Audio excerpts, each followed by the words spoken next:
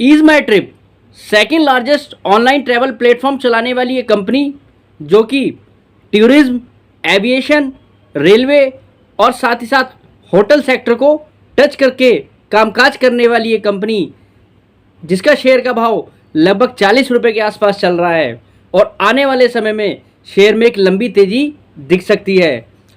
जो लोग बाग tourism industry को लेकर थोड़े पॉजिटिव है और साथ ही साथ एविएशन इंडस्ट्री को लेकर भी जिनका पॉजिटिव व्यू है, उन लोगों के लिए ये कंपनी सभी सेक्टर का एक समावेश है। आज के इस वीडियो में मैं आपके साथ ईज माई ट्रिप कंपनी का डिटेल एनालिसिस करने जा रहा हूँ, जो कि अपने सेक्टर में सदैव प्रॉफिट में रहने वाली कंपनी है।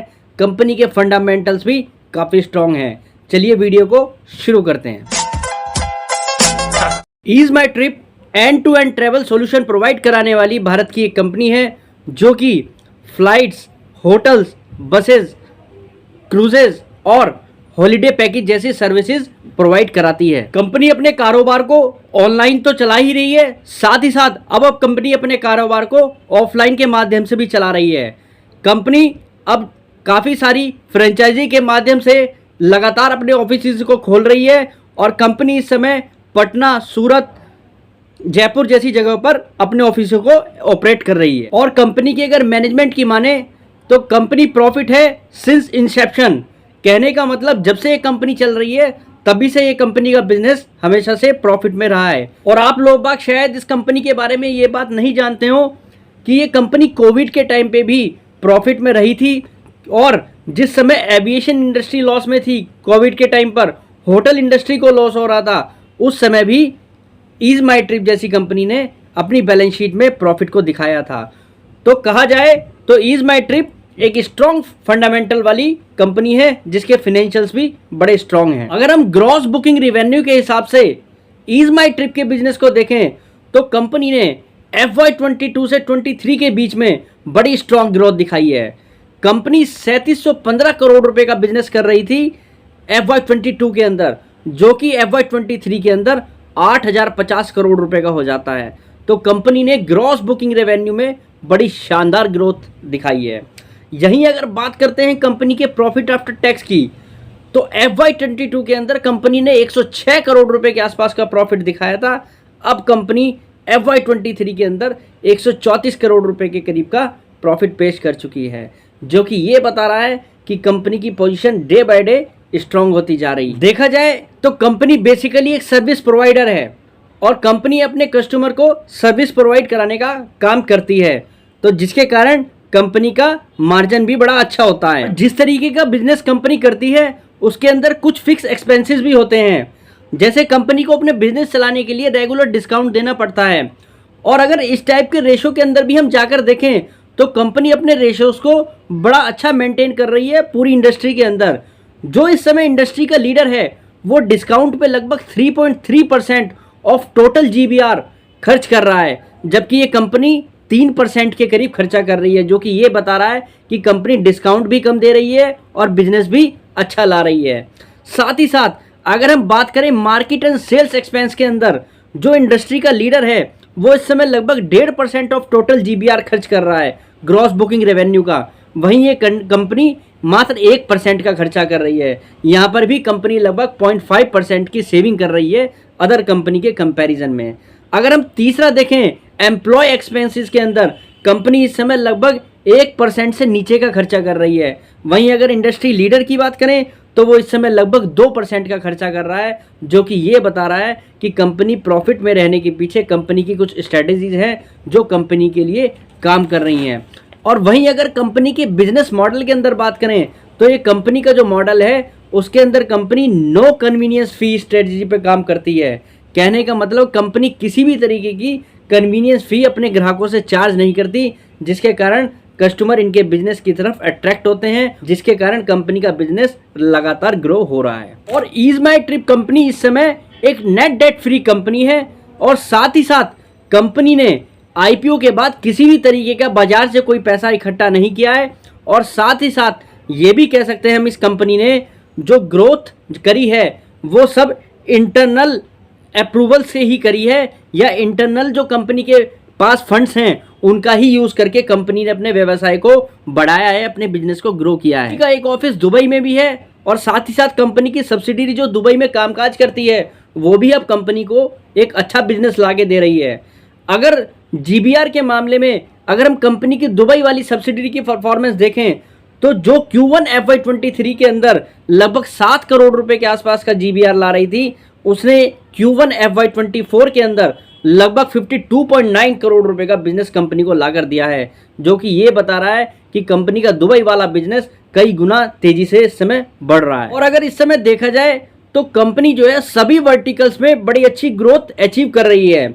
जो कंपनी का इस समय एयर टिकट बिजनेस है या एयर टिकटिंग बिजनेस है, उसके अंदर देखा जाए तो कंपनी ने लास्ट ईयर में लगभग 43% की ग्रोथ दिखाई है। यहीं अगर हम बात करें कंपनी के होटल बिजनेस की तो उसके अंदर कंपनी ने अपने बिजनेस को लगभग 121% ग्रो किया है ईयर ऑन ईयर बेसिस पर। यहीं अगर हम बात करें ट्रेन बसेस की टिकटिंग के जो कंपनी की डिवीजन है उसके अंदर कंपनी ने लगभग अपने बिजनेस को 10% के हिसाब से ग्रो किया है। तो हम कह सकते हैं कंपनी इस समय अपने सभी वर्टिकल्स को बड़ी तेजी से बढ़ा रही है, क्योंकि जिस तरीके का टूरिज्म कोरोना के बाद चला है, लोगों ने उसको नाम दिया था रिवेंज टूरिज्म, जिसका बेनिफिट ईज माई ट्रिप को सीधा सीधा होता हुआ दिखाई दे रहा है। अब मैं आपके साथ कंपनी के कुछ ऐसे फाइनेंशियल्स पिछले 3 साल के डिस्कस करता हूं, जिससे आपको पता लगेगा कि ईज माई ट्रिप वाकई में ही एक अच्छी परफॉर्मेंस लगातार देता जा रहा है। अगर हम बात करें कंपनी मार्च 2021 के अंदर जो रेवेन्यू ला रही थी वो लगभग 150 करोड़ रुपए का रेवेन्यू ला रही थी, और कंपनी ने उसको मार्च 2022 के अंदर लगभग 250 करोड़ के आसपास रिकॉर्ड किया। और वहीं अगर मार्च 2023 की बात करें तो कंपनी ने 464 करोड़ रुपए का रेवेन्यू किया। कहने का मतलब कंपनी ने 3 साल के अंदर अपने रेवेन्यू को 3 गुना कर दिखाया है। यहीं अगर प्रॉफिट आफ्टर टैक्स की बात करें तो कंपनी का मार्च 2021 के अंदर 61 करोड़ रुपए का प्रॉफिट था, जो कि मार्च 2023 के अंदर 134 करोड़ रुपए का है, जो ये बता रहा है कंपनी ने अपने प्रॉफिट को 3 साल में डबल से भी ऊपर पहुंचाया है।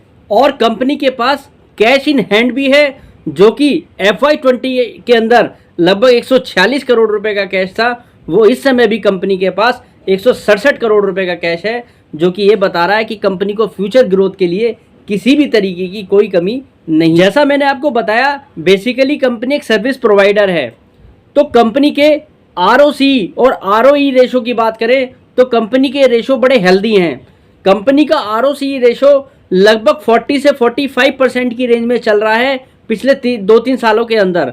यहीं अगर ROE की बात करें तो वो लगभग 30+ की रेंज में चल रहा है 2 सालों के अंदर। तो ये बता रहा है कि कंपनी के रिटर्न ऑन इक्विटी और ROC जैसे रेशो बड़े हेल्दी हैं, जो कि कंपनी की हेल्थ को बड़ा अच्छा बता रहे हैं। अगर हम बात करें ट्रैवल इंडस्ट्री की तो पिछले 4 सालों के अंदर ट्रैवल इंडस्ट्री 2020 से 2024 के अंदर लगभग 26% CAGR के हिसाब से ग्रो हो रही है।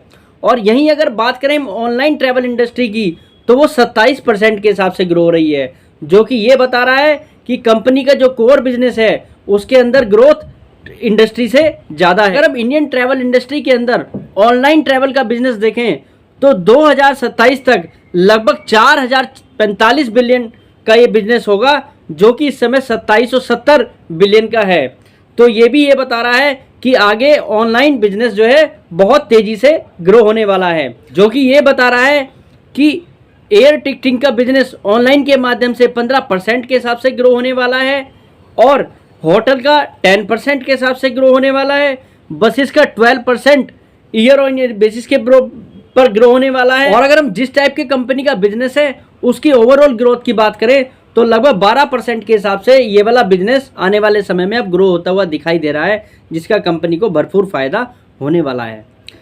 अब अगर हम बात करें FY24 के अंदर तो कंपनी की परफॉर्मेंस काफ़ी अच्छी आने की उम्मीद है।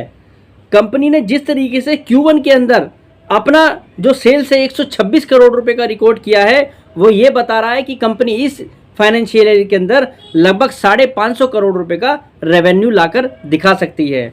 यहीं अगर प्रॉफिट आफ्टर टैक्स जो कंपनी का भी इस क्वार्टर में 26 करोड़ रुपए रहा, क्योंकि कंपनी ने इस क्वार्टर में थोड़े डिस्काउंट ज़्यादा दिए, तो वो ये बता रहा है कि इस साल के अंदर कंपनी लगभग 150 से 165 करोड़ रुपए के बीच में प्रॉफिट रिकॉर्ड कर सकती है। और जिस तरीके से इस सेक्टर को लेकर पॉजिटिव हेडविंड चल रहे हैं और देखा जाए तो एविएशन इंडस्ट्री और सभी इंडस्ट्री ने जिस तरीके के प्राइस हाइक भी लिए हैं वो ये बता रहा है कि कंपनी को इसका बेनिफिट हो सकता है। और इस साल कंपनी प्रॉफिट आफ्टर टैक्स के मार्जिन की बात करें तो लगभग 28 से 30% के आसपास रिकॉर्ड कर सकती है।